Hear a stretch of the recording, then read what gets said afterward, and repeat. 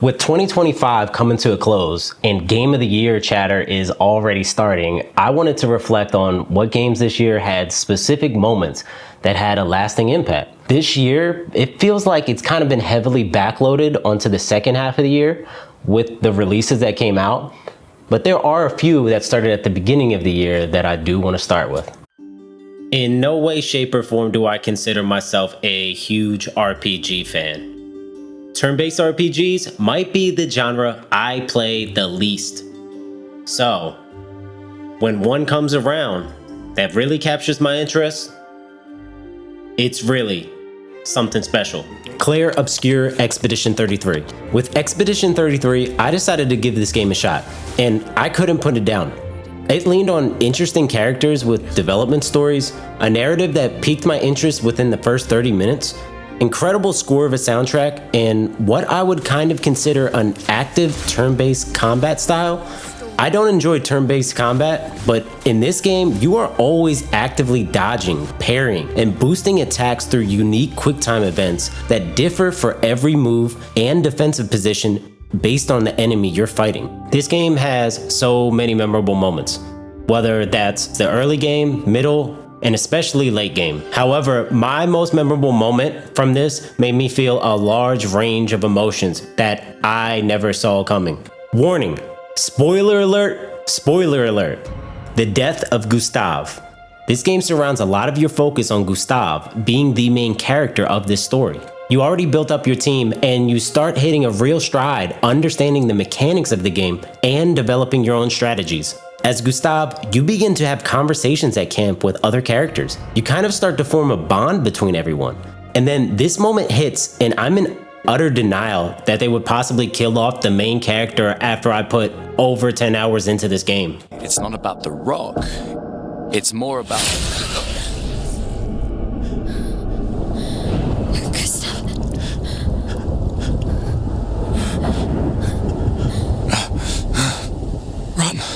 Every night back at camp, Gustave writes in his journal about their expedition and starts it with, "For those who come after."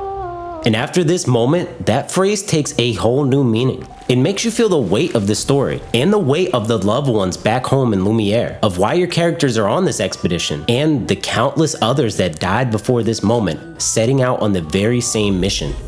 This is also happening during a point you are still barely understanding the narrative in the grand scheme of the world. Who is this man that keeps appearing, laying destruction and countless bodies in his path? Gustave being another number laid out in front of him. Why doesn't he want them to defeat the Paintress?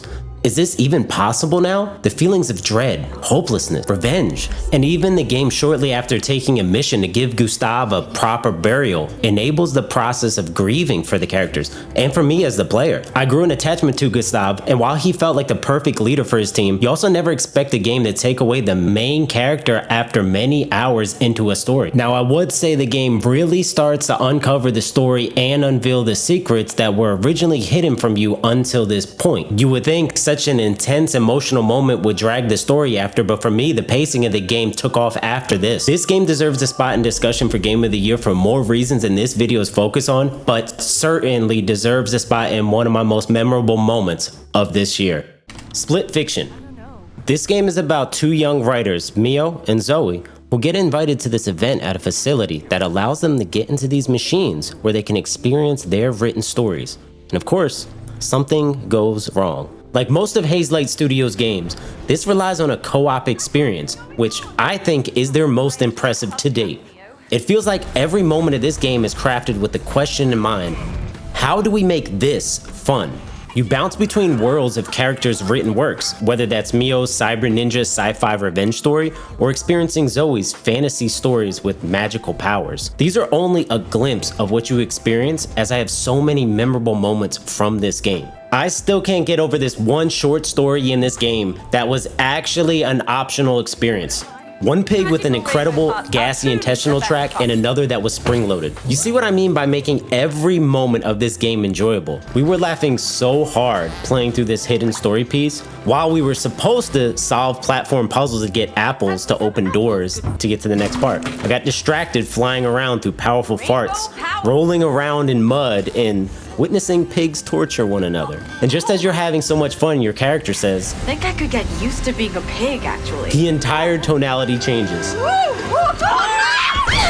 The amount of laughter we shared for being ground up into hot dogs, grilling ourselves, and putting on ketchup and mustard was unreal. This was one of those moments that really had me thinking, who thought of putting this in a game? This was just such a fun and goofy moment, and with the amount of joy that brought us, undoubtedly it goes on my list for one of the top moments this year. Chronos, The New Dawn. Now, if you know me or watched any of my streams, you would know this is 100% my type of game. Third person, survival horror, sci-fi twist, a huge focus on atmosphere and lighting to intensify this post-apocalyptic world. I didn't know what to expect from this game. Other than my first look, just felt like a huge inspiration came from Dead Space. I quickly thought the world felt so eerie and unsettling. The guns have weight to them and take out these creatures, but I also felt helpless, often because of how scarce ammo was. Very early on, I was intrigued with the story and learning what happened to Earth to allow this to happen, and also learn what my character's reason for being awakened. And there was one thing I never expected from this game: to become a crazy cat lady. All the unsettling and hyper-intensified moments this game throws at you, it was such a relief that one of the forms of collectibles of this game was to find cats. Whenever I would stop what I was doing and try to look around, find where it was coming from. It was a beautiful break from these moments of being constantly on edge. It was also so funny to have conversations in the game acknowledging these furry friends. Where did the cats come from? How did they even survive? You mean our little famished, fluffy friends? And the thoughts of how they survived all this disaster unafflicted. Sometimes they just knock things off tables and workbenches, but I don't resent them for that. They just crave a little attention, like we all do. And yet they pretend to be so unavailable. Each time you rescued one of them on your missions, they would now permanently be in your little hub apartment area that you reconvene in between the main missions. Very quickly, that place began to feel overly populated, and I just felt like a crazy cat lady holding up all these kittens. In a game that kept me worrying about health and ammo, and if I could make it out of this moment alive from blasting these mutated human monsters, I felt safe whenever I had the time to come back and check on my furry felines. And me being someone that loves cats and animals in general, this is just something that out of all the horror games I ever played, I've never seen something quite like this. And for me, it's just such a lighthearted moment that definitely belongs on some of my favorite moments of 2025 for gaming.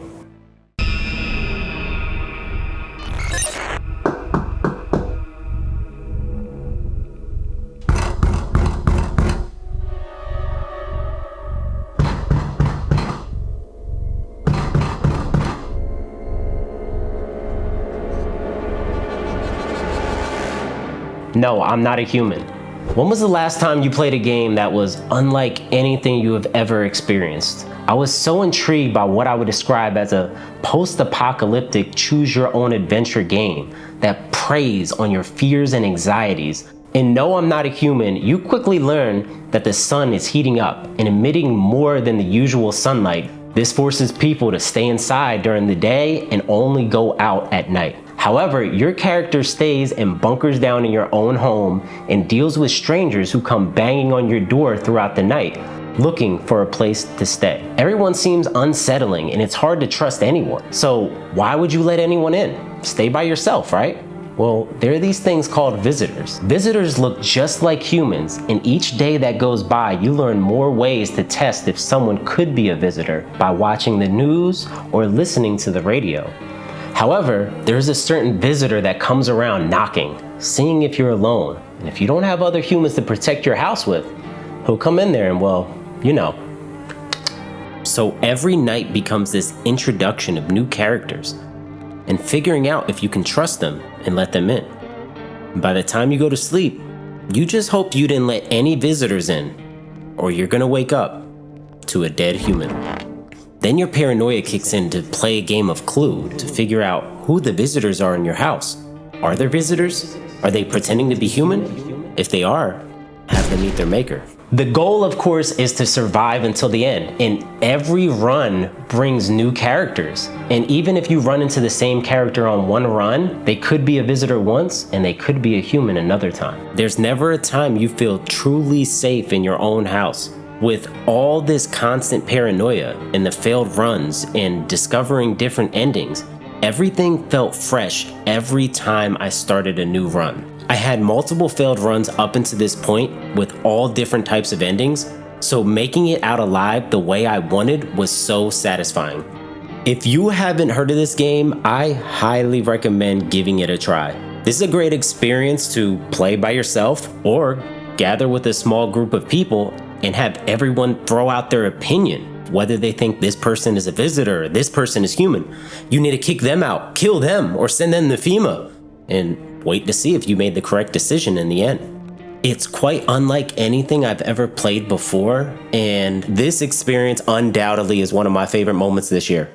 Ghost of Yotei. Ghost of Yotei had a tall order to fulfill. Being a sequel to an almost perfect Ghost of Tsushima, I was excited for this game, yet also worried that it just could feel more of the same game. I will say Yotei took everything that made the original game great and still found a way to improve it. I was not quite ready for the first moment the open world unlocks and the breathtaking views I got galloping through the fields. This moment is unreal, and this studio is one of the few that has been able to make me just admire the beauty of ancient Japan. Hearing the winds brush through the fields of flowers, the chirping of the flying birds, the deer running. There's so much happening from the opening moment that put me in awe, and it doesn't get old every time I boot up the game and discover more of Etzo. The opening of the game also shows you the darkest moment that sets up the story. The death of your family, the main character Atsu coming back home after many years and hunting down the Yotei 6, who are the leaders of the clans that killed your family. I'd consider this a beautiful dark moment, which continues to be the main focus of the story ahead. Beyond this opening, the combat system is improved from what used to be different stances to now utilizing different weapons that have strengths and weaknesses depending on the weapon your enemy is wielding. The way the game unfolds, you can just gather information by characters you interact with and save or spend time with just by asking them questions and gathering little hints of information on where to go next or what to look for. Natural discovery of the world and the story is beyond anything I've experienced in an open world game. It's a unique way that I hope changes the open world formula from now on. The world slowly unfolds, and this could be from you doing a main mission or just saving somebody on the side of the road that's being taken advantage of. You never know what information you might find. Sucker Punch Studios clearly showed once again how to make a beautiful looking game. And undoubtedly, this is one of my favorite moments of this year. And let me know what your favorite gaming moments were this year. There's definitely some that I haven't experienced yet, and I'm interested in seeing what stuck out to you. And that'll just add to my backlog.